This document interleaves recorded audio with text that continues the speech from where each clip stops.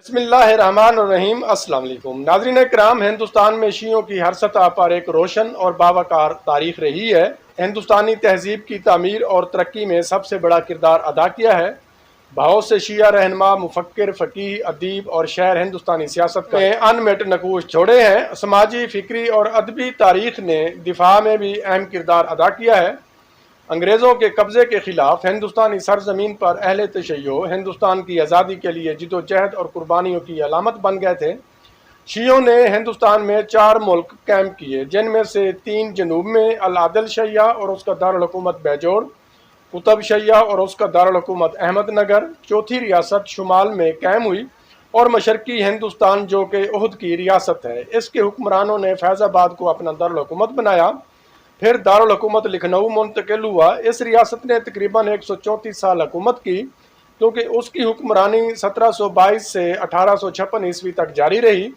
شمال اور شمال مشرق میں نیپال کی بادشاہی سے متصل ہے، جنوب مشرق میں اعظم گڑھ اور جون پور کے صوبے ہیں۔ اودھ کے حکمرانوں نے نہ صرف اودھ کے لیے بلکہ ہندوستان کے لیے سیاسی، سماجی اور فکری سطح پر بھی بڑی کامیابیاں حاصل کی۔ عظیم ہندوستانی مورخ سر ہدو ناتھ سرکار کہتے ہیں کہ اودھ کے حکمرانوں نے پورے شمالی ہند کی تاریخ میں اہم کردار ادا کیا ہے۔ 18ویں صدی وہ زیادہ تر معاملات میں اصحاب تھے۔ اس ریاست کی بنیاد میر محمد امین نے رکھی، جو بعد میں بادشاہ سعادت خان کے نام سے مشہور ہوئے، اور وہ اس کے پہلے بادشاہ تھے۔ وہ نیشا پور ایران سے سال 1120 ہجری 1708 عیسوی میں الہ آباد ہندوستان آئے اور یہیں آباد ہو گئے، لیکن انہیں وہاں وہ ماحول نہیں ملا تھا جس کی وہ تلاش کر رہے تھے۔ فوجی عہدہ سنبھالنے کے خواہشمند تھے، اس لیے انہوں نے الہ آباد چھوڑ دیا۔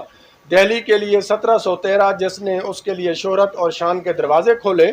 شہزادہ محمد امین کو فرخ سیار کے دور حکومت میں نائب قرروی کے عہدے پر تعینات کیا گیا تھا، جو کہ یورپ میں کاؤنٹ کے عہدے اور ترکوں میں پاشا کے عہدہ کے برابر تھا، اور ایک مدت کے اندر وہ اپنی فوجی قابلیت کی بدولت صوبے کو 6 ماہ کنٹرول کرنے اور شدید راجپوت اور جاٹ لوگوں کو زیر کرنے میں کامیاب رہا۔ جیسا کہ اس نے 1719 میں زمین پر ٹیکس جمع کرنے والے زمینداروں کو قانون کے تابع کر دیا۔ مہارت اور قابلیت کی وجہ سے اس نے فوجی اور انتظامی قابل فوجی رہنما کے طور پر مشہور ہوئے۔ سال 1720 میں محمد امین عرف سعادت خان نے ایک اور ترقی ملی، وہ اکبر آباد آگرہ کے گورنر بنے، پھر انہیں بہادر جنگ کا خطاب ملا، پھر شہنشاہ محمد شاہ نے انہیں داروغہ کے عہدے پر مقرر کیا، یعنی سال 1721 میں شاہی محافظوں کا کمانڈر۔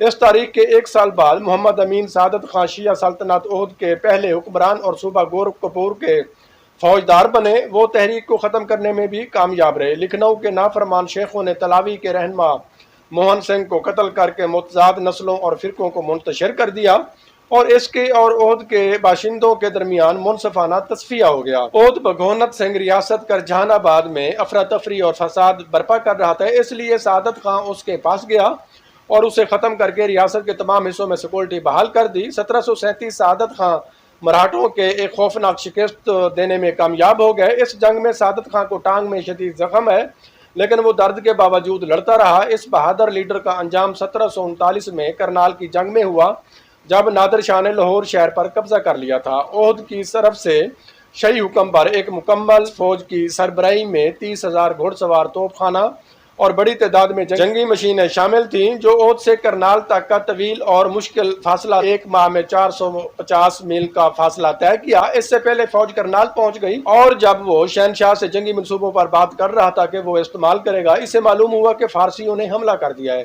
یہ خبر سنتے ہی وہ ایک چھوٹی سی فوج لے کر اس کی طرف روانہ ہوا، اس میں 1000 گھوڑ سوار اور تھوڑے سے پیادہ تھے۔ زخموں کے باوجود بھی پوری ہمت، دلیری اور حوصلے کے ساتھ فارسیوں سے ٹکر لی، جس کی وجہ سے وہ بے ہوش ہو گیا۔ سعادت خان اس چھوٹی سی فوج کے ساتھ، اس طاقتور فوج کے ساتھ، بہادری کے ساتھ لڑتا رہا، یہاں تک کہ اس نے فارس کے بادشاہ نادر شاہ کو حیران کر دیا۔ اسے پکڑ لیا گیا اور پھر اس کی گرفتاری کے فوراً بعد ہی اس کی موت ہو گئی۔ اس طرح اس بہادر رہنما کی زندگی قربانیوں سے بھری زندگی کے ساتھ ختم ہوئی۔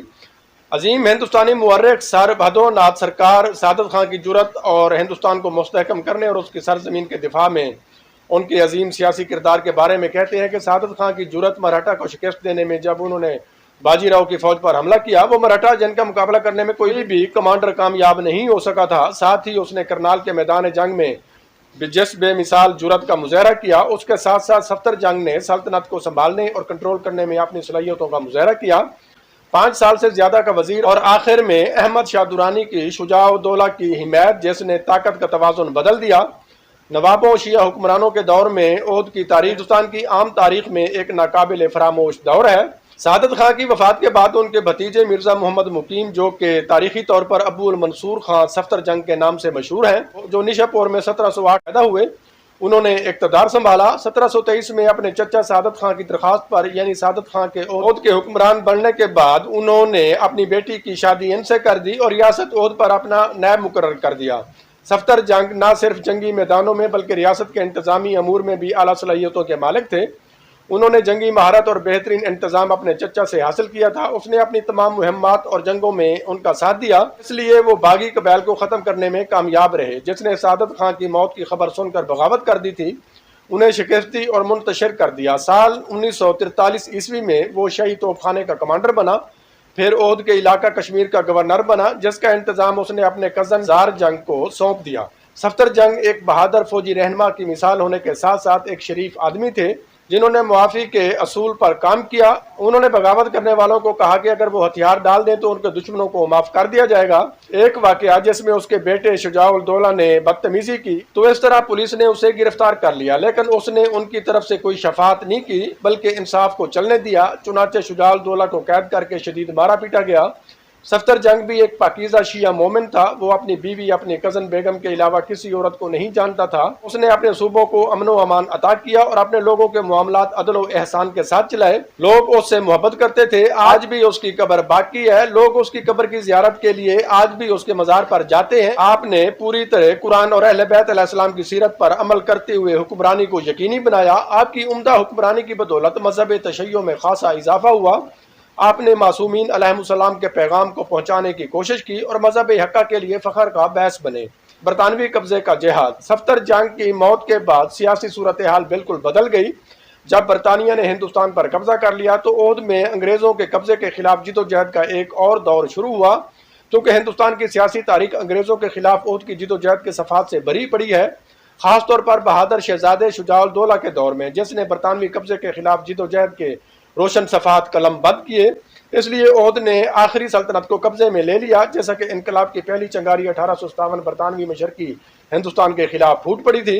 सादत खां के दौर में सल्तनत ओहद हिंदुस्तान के सबसे बड़े और अहम तरीन इस्लामी तहजीबी और सकाफती मराकज में से एक बन गई, जिसके असरात आज तक मौजूद हैं। उन्होंने इदारों और सकाफती इदारों के क़याम पर बहुत तवज्जो दी और उनका सरमाया उलमा, फुक़हा, अदीबों और शायरों से भरा हुआ था।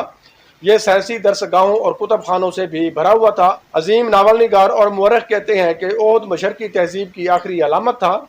इस मुल्क ने बहुत सी कामयाबियां हासिल की हैं। सिक्योरिटी के क़याम और दुश्मन को पसपा करने में अस्करी मैदानों में कामयाबियों के अलावा समाजी, साइंसी और अदबी सतह पर भी कामयाबियां हासिल की। ओहद पर 11 बादशाहों ने हुक्मरानी की, जिनके नाम ये हैं: सादत खां, बुरहानुल मलिक, मीर मोहम्मद अमीन, अबुल मंसूर खान सफ्दर जंग, शुजाउद्दौला मिर्जा जलालुद्दीन हैदर, आसिफुद्दौला मिर्जा यहिया, मिर्जा वजीर अली खां, गाजीउद्दीन हैदर, शाह नासिरुद्दीन हैदर, शाह मोहम्मद अली शाह, शाह अमजद अली शाह और 11वें शाह वाजिद अली शाह। साद खां उसके बानी और उसके पहले बादशाह आला अखलाकी खसूसियात के हामिल थे। एक बहादुर फौजी रहनुमा और एक मुस्तैद और काबिल मुल्तज़िम होने के साथ साथ वो लोगों के दरमियान इंसाफ के नफाज, मजलूमों के दिफा और बहाली के लिए बहुत मुतमन्नी थे। वो अपने सिपाहियों को उनकी मुकर्रर तनख्वाहों के अलावा इमदाद, एडवांस और यहाँ तक के तहफ़ भी बहुत फराग दिली से देते थे। वो तंग नजर नहीं थे। उसने तमाम फिरकों की काबिलियत पर हौसला अफजाई की, इसलिए हिंदू मुअर्रिखीन ने उसकी तारीफ की है। उनसे बेहतर हुक्मरानों को कभी नहीं जाना जाता था और उसने उनके नक्शे कदम पर चलते हुए उसकी बहन का बेटा सफ्दर जंग, जिसने उसके बाद ओहद पर हुकूमत की, और बाकी हुक्मरानों पर भी, इसलिए ये माहौल उलमा अदीबों के ज़हूर के लिए हमवार हुआ। नीज़ ओहद के हुक्मरानों की सखावत पूरे हिंदुस्तान में ज़रबुल मिस्ल थी। कोई भी ज़रूरतमंद या तकलीफ में मुब्तला होकर ओहद की तरफ जाने लगता है, इस यकीन के साथ कि वो उसके शहजादों और मुअज़्ज़िज़ीन में से हर तरह का इस्तकबाल और एहतराम पाएगा। ओहद ख़ानदान की हुक्मरानी के आखिरी ज़वाल के दिन, जब मुल्क अंग्रेज़ों के कब्ज़े में चला गया और ओहद की अदालत ने किसी भी तालिब इल्म को, ख्वाह वो शिया था या सुन्नी या हिंदू, पीछे नहीं हटाया गया। ओहद के हुक्मरान एक आदिल इस्लामी हुक्मरान की मिसाल थे, जो अपनी रियाया के मामलात को संभालने के लिए कोशा थे। ओहद के हुक्मरानों के कारनामे सिर्फ ओहद اور ہندوستانوں تک محدود ہی نہیں تھے بلکہ ان کے انسان دوست منصوبے عراق تک بھی پہنچ گئے تھے۔ سلطنت عہد کے چوتھے بادشاہ مرزا یحییٰ نے دارالحکومت کو فیض آباد سے لکھنؤ منتقل کیا۔ فرات سے پانی مقدس شہر نجف تک پہنچا کر وہ اسے نجف کے قریب ترین مقام تک پہنچانے کے خواہشمند تھے۔ مقدس مقامات کی دیکھ بھال کے لیے فکر مند، اس کے لیے اس نے بھاری رقم خرچ کی۔ چنانچہ اس نے المیصاب سے شروع ہونے والے ریاء الہندیہ کو کھود دیا۔ اس منصوبے کی حوصلہ افزائی ہندوستان کی عظیم اسکالر جناب دلدار علی نے بھی کی ہے۔ اس مملکت کے حکمرانوں نے عراق میں مقدس مزارات پر بھی خصوصی توجہ دی۔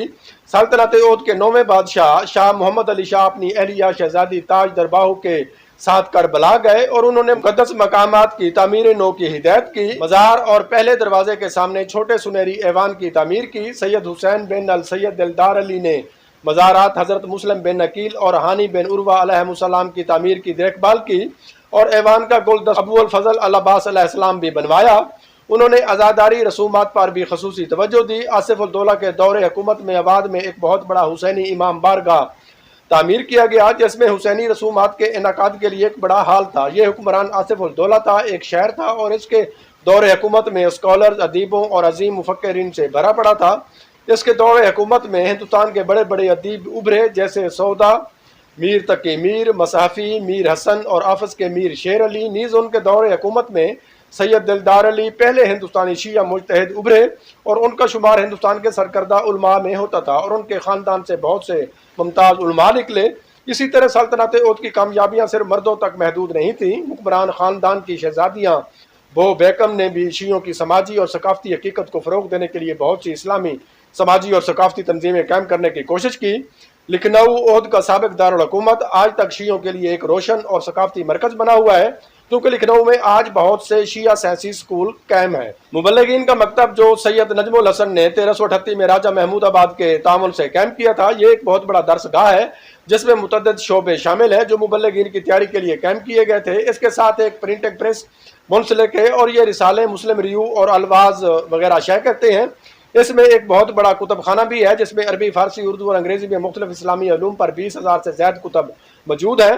نایاب مخطوطات اس کے علاوہ ہیں۔ سلطان المدارس اسکول کی بنیاد عالم دین سید محمد باقر الرضاوی الکشمیری نے رکھی تھی جن کا انتقال 1346 میں ہوا تھا۔ اس میں کئی ابتدائی، ثانوی اور اعلیٰ شعبے ہیں اور اس میں اسلامی علوم پڑھائے جاتے ہیں۔ فقہ، حدیث، ادب سمیت اسکول میں ایک بہت بڑی لائبریری ہے جس میں 5,000 کتابیں ہیں۔ ان سیاسی اسکولوں اور ان میں موجود کتب خانوں کے علاوہ شیعوں کی طرف سے قائم کردہ بڑی لائبریریاں ہیں جو سرکاری کتب خانوں سے ملتی جلتی ہیں۔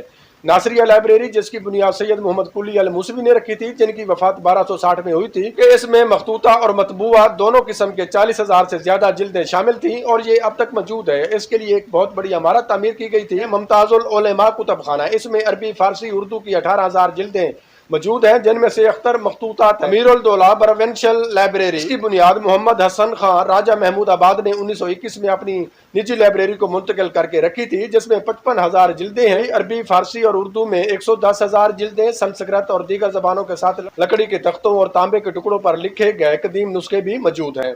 ندوۃ العلماء کتب خانہ، اس لائبریری میں 60,000 سے زائد جلدیں ہیں جن میں مختلف اسلامی علوم کے فارسی، عربی، اردو اور سنسکرت کے نسخے شامل ہیں۔ کتب خانہ فرانکی محل جس میں 9,000 جلدیں ہیں اور یہ تمام لائبریریاں آج تک موجود ہیں۔ دوستو ویڈیو پسند ہے تو ہندوستان میں شیعت کی ابتدا اور عروج پر ہماری آنے والی ویڈیوز کے لیے چینل شیعہ دیگر کو ضرور سبسکرائب کریں۔